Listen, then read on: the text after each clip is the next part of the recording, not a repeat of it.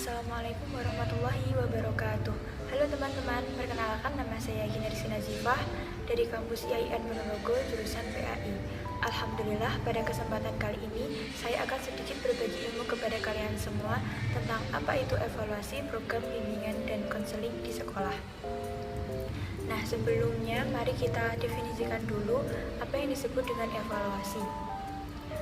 Jadi, evaluasi adalah suatu proses untuk menentukan nilai dari sesuatu.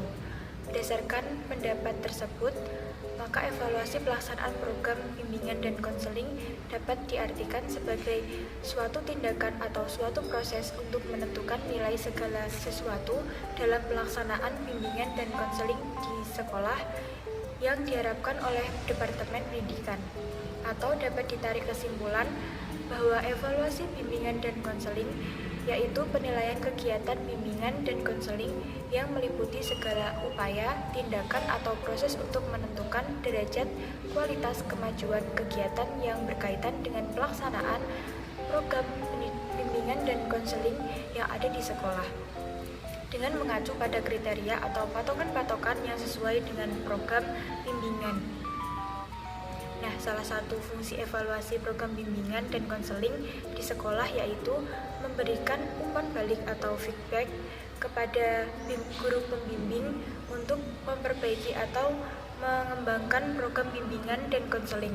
Adapun tujuan dari evaluasi itu sendiri yaitu yang pertama perbaikan program lembaga atau organisasi, yang kedua sebagai penanggung-jawaban kepada yang berkepentingan seperti pemerintah dan pemimpin, yang ketiga sebagai penentuan hasil tindak lanjut pengembangan program, apakah program tersebut akan dikembangkan lagi atau sudah cukup sampai di situ. Nah, beberapa hal yang dapat kita peroleh dari hasil evaluasi diantaranya yaitu untuk mengetahui apakah program bimbingan sesuai dengan kebutuhan yang ada, apakah pelaksanaan kegiatan yang dilakukan sesuai dengan program dan mendukung pencapaian tujuan program itu, kemudian bagaimana hasil yang diperoleh telah mencapai kriteria keberhasilan sesuai dengan program itu, kemudian dapatkah diketemukan bahan balikan bagi pengembangan program berikutnya.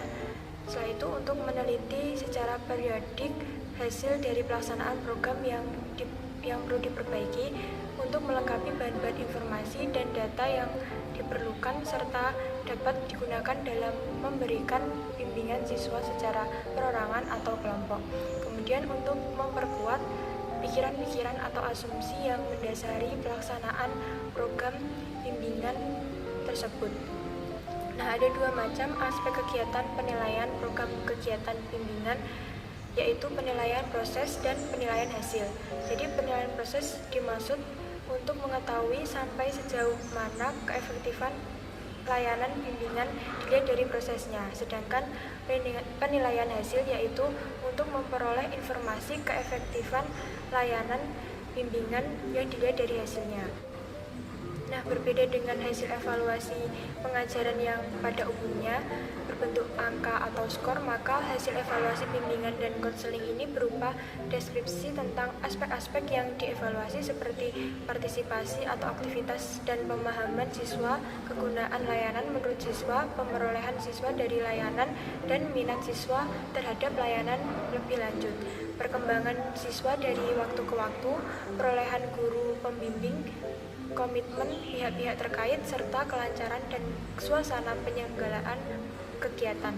Definisi tersebut mencerminkan sejauh mana proses dari penyelenggaraan layanan atau pendukung memberikan suatu yang berharga bagi kemajuan dan perkembangan atau memberikan bahan kemudian untuk kegiatan layanan terhadap siswa.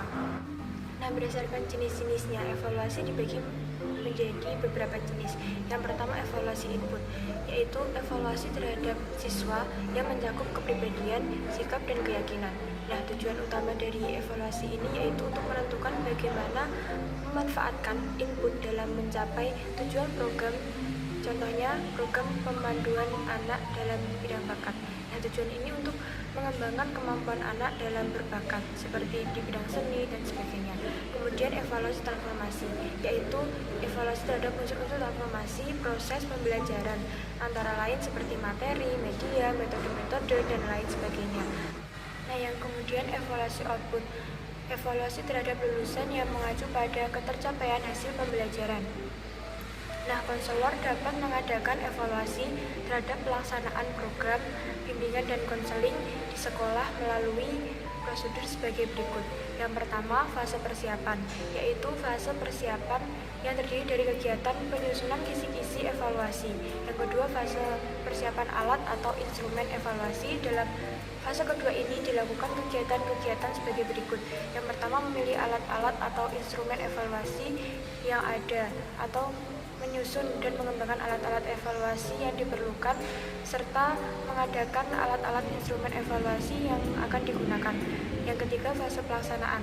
Dalam kegiatan evaluasi ini, evaluator melalui kegiatannya yaitu mempersiapkan pelaksanaan kegiatan evaluasi dan melaksanakan kegiatan evaluasi sesuai dengan jadwal yang telah ditetapkan. Yang keempat, fase penganalisis hasil evaluasi. Dalam fase analisis hasil evaluasi dan pengelolaan data, hasil evaluasi ini dilakukan dengan mengacu pada jenis datanya.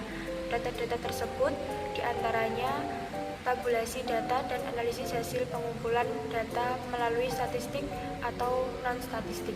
Yang kelima, fase penafsiran atau interpretasi dan pelaporan hasil evaluasi. Pada fase ini dilakukan kegiatan membandingkan hasil analisis data dengan kinerja penilaian keberhasilan, kemudian diinterpretasikan dengan menggunakan kode-kode tertentu untuk kemudian dilaporkan serta digunakan dalam rangka perbaikan atau pengembangan program melayanan bimbingan konseling.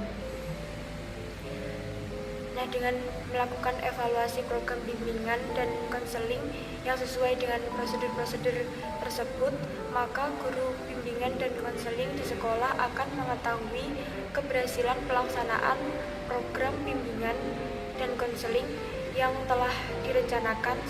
Sejalan dengan hal tersebut, prosedur-prosedur evaluasi bimbingan dan konseling akan lebih terarah apabila guru bimbingan dan konseling terlebih dahulu memperhatikan pada aspek-aspek yang akan dievaluasi dalam program bimbingan dan konseling. Nah, cukup sekian yang dapat saya sampaikan, kurang lebihnya saya pribadi mohon maaf.